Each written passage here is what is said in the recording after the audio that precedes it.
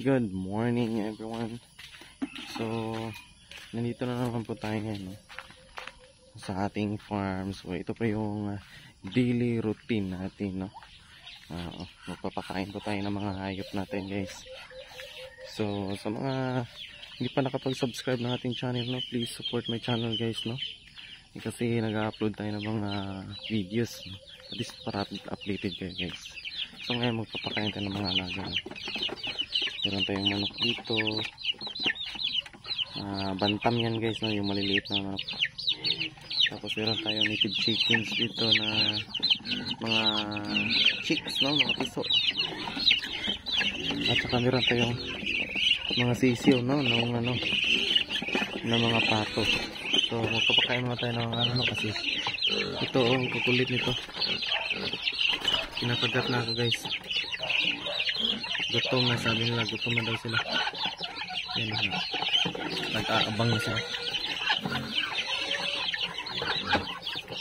So bali yung pinapakain natin na crackcorn lang muna. Mahal na kasi yung yung feeds, kaya crackcorn lang muna tayo.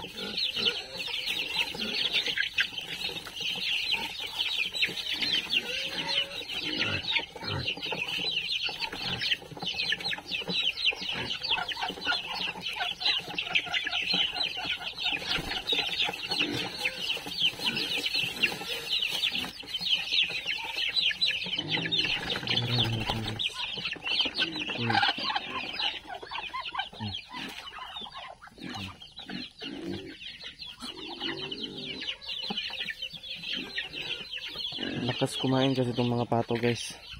Kapag mahal yung feeds na pinapakain mo, sigurado ubos pera mo. Parang walang walang kabusugan. Bilis mabubusog bilis. Ang tagal mabubusog ng mga pato, guys. Kahit anong kakainin talaga, kain lang ng kain.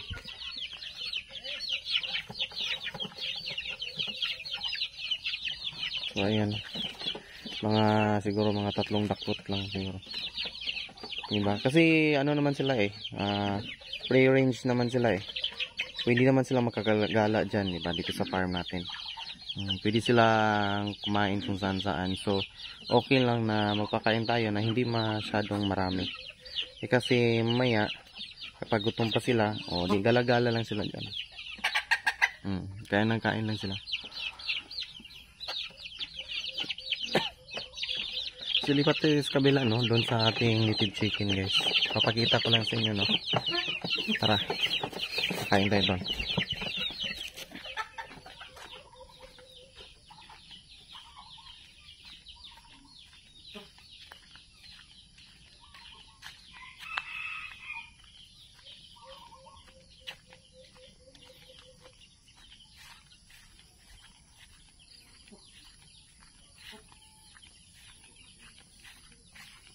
So bali yung native chickens ko, guys, doon napunta sa malayo. Nakadistansya yung kulungan nila.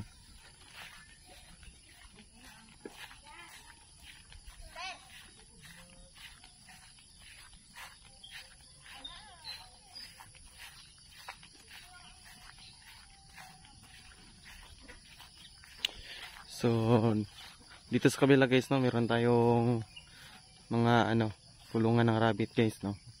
Dito sa kabila meron tayong mga kulungan ng rabbit. Tapos nandito nakalagay yung native chicken ko, guys. Bakit nandito? Bakit nakawalay doon? Kasi itong area kasi na to, guys, is binigay sa akin, no, ng papa ko. Kaya syempre meron akong lupa na sarili ko. So dito ko na lang nilagay din yung sariling ang mga alaga, diba? So ayan, konti pa lang sila, guys, no. Meron pa lang akong 3 inahin, no. Tapos may isang lalaki. Pero problema ko ngayon, guys, no, yung lalaki na manok na yan. Inaawa yung mga yung mga inahin. So hindi sila basa-basa nakapag breed. Iwan ko lang, papalitan ko na lang siguro to. So crackcorn din, no. Tapos may napapansin kayo dyan, yung nakabiti na yan. Madrid de Agua yan, guys, no. Maganda din kasi yan para sa patuka ng ating manok. Madrid de Agua.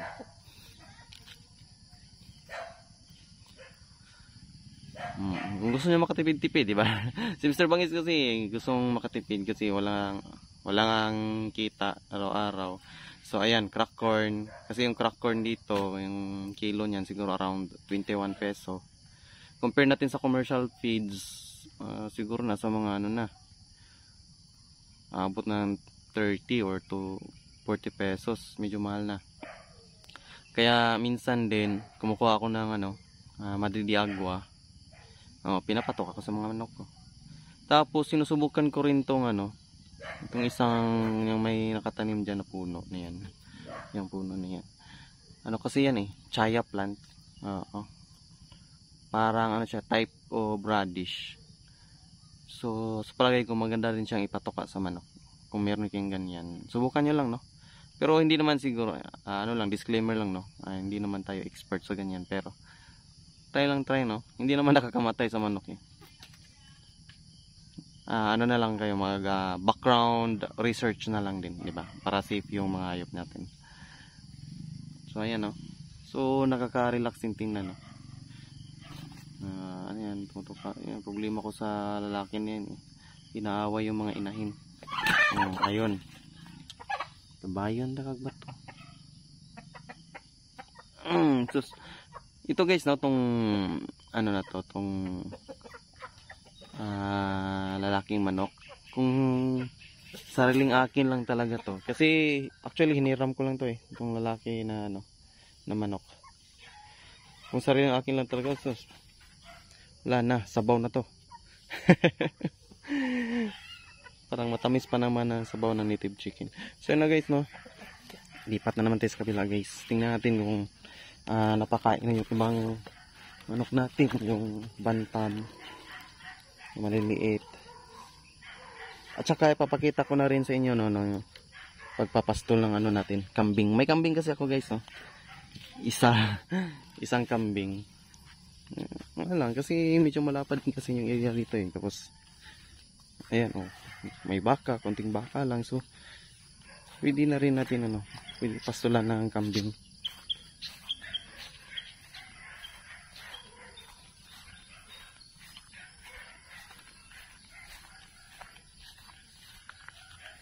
Flikso lang yung ko, mga saging noon na tinanim, so hindi na masyadong naalagaan, pero napoproduce pa rin yan ng magagandang bunga. So later on siguro kung meron na tayong time para i-manage yung mga saging natin, di ba? Sayang din. Pwede pang maibenta.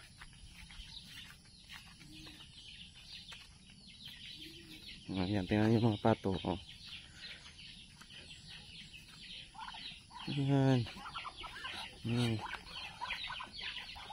Bilis na kaubos ng pagkain nila. Malakas kumain. Paano na kung lumaki tong mga sisyo ng pato?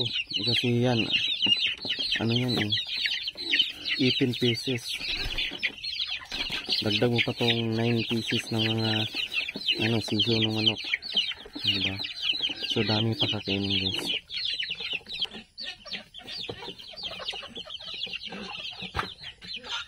Akyat lang ako dito guys, no? Kasi dito nakalagay yung mga bantam chicken.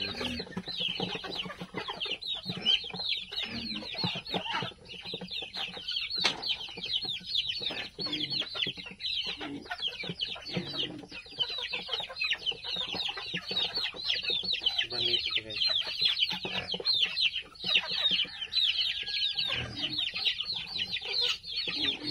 3 months na to. 4 months old. So maliliit talaga sila ng mga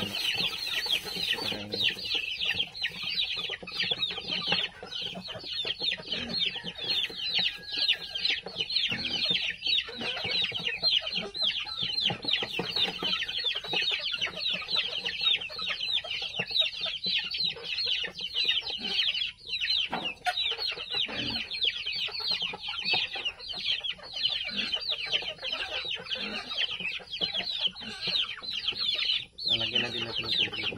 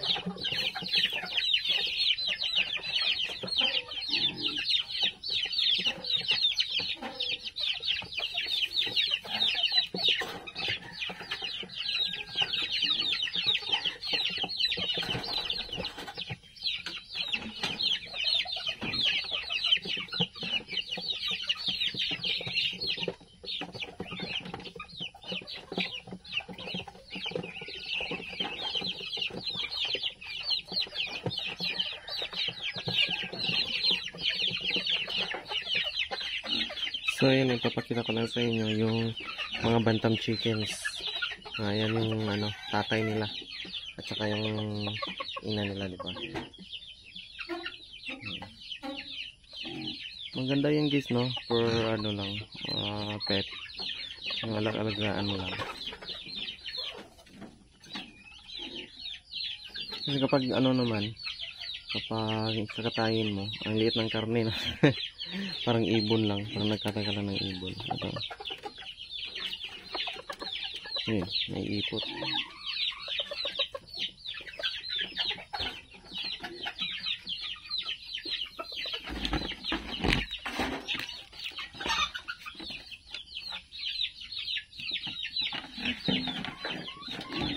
Papakita ko sa yung kabila, yung mga anak nila.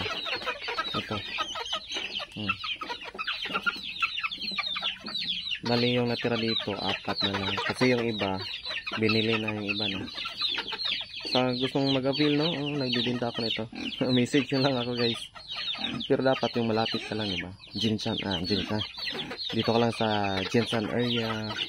Kaya mas maganda kung kabarangay lang tayo para mas madali kong may hatid. Kasi mahirap kasi kapag itatawid mo pa ng dagat or sisiping pa.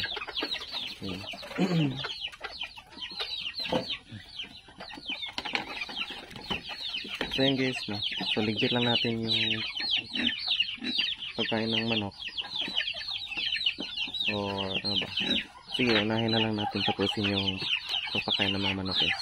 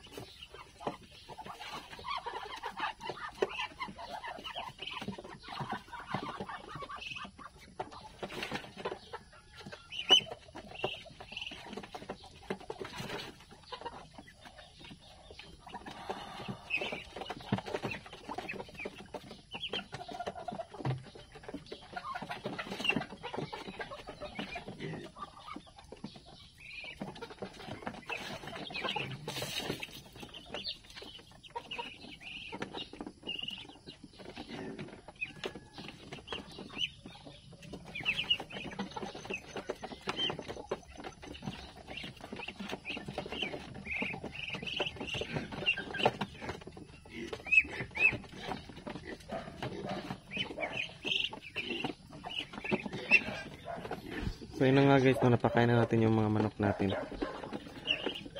Pero dito sa kabila, yung papa ko na po yung bahala kasi siya yung may alam kung ilang ano no, o ano yung tansya na anong tansya ng karami ng pagkain, di ba? So siya na bahala dyan, pati dun sa mga sisiyo ng pato. So ngayon no, ipit lang natin yung pagkain ng manok, tapos ipapastol na natin yung ano natin, kambing. Nag-iisang kambing. Bali yung kambing ko guys, no, may pangalan pa siya. So, pangalan ng kambing ko, si Mermy.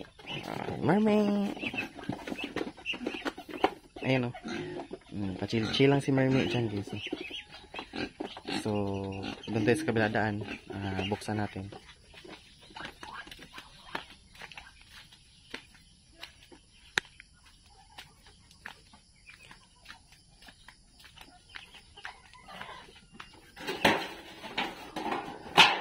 May mga baboy pa dito guys. Hindi natin yun. Nung nakaraan, no, nag-aalaga ako ng baboy kaso medyo mahal talaga yung kapital sa pagbababoy. Kasi yung feeds ngayon, yung commercial feeds, sobrang mahal na talaga guys. So, ito lang, no. Kambing muna tayo kasi wala masyadong gastos. Ipapastol mo lang, so may pagkain na siya. Mermy, okay ka lang di, Mermy?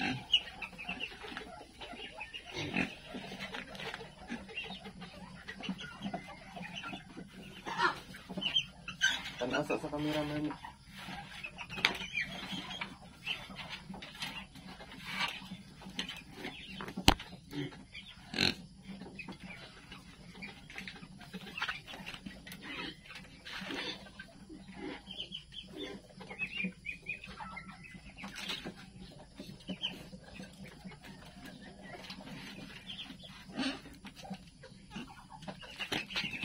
Tara na, Marmi. Gusto dira. Bas.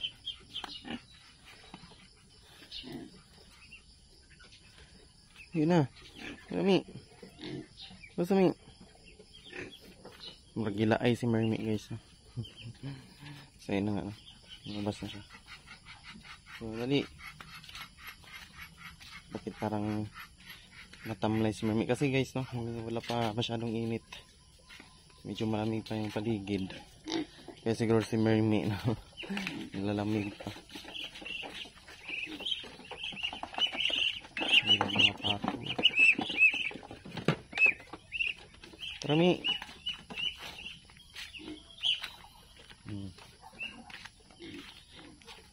Saan yung punta? Chill lang si Marmi, guys.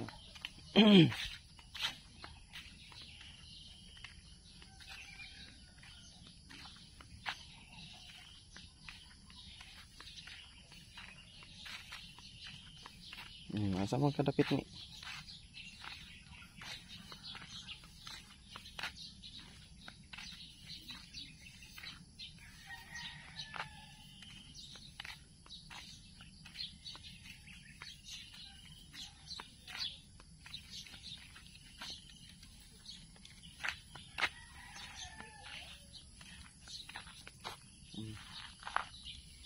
So kami, dito kami okay. One. Dalag sagbot.